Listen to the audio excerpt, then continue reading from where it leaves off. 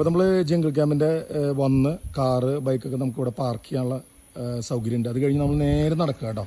നേരെ നടന്ന് ഇവിടെ നമുക്ക് ഭക്ഷണം തയ്യാറാക്കുന്ന ഒരു ചെറിയൊരു ബിൽഡിങ്ങാണ് ഇവിടെ. ചായ കാപ്പി നമ്മുടെ വൈകുന്നേരത്തെ ഭക്ഷണം കാലത്തെ ബ്രേക്ക്ഫാസ്റ്റ് എല്ലാ കാര്യങ്ങളും ഇവിടെയാണ് തയ്യാറാക്കുന്നത് കേട്ടോ.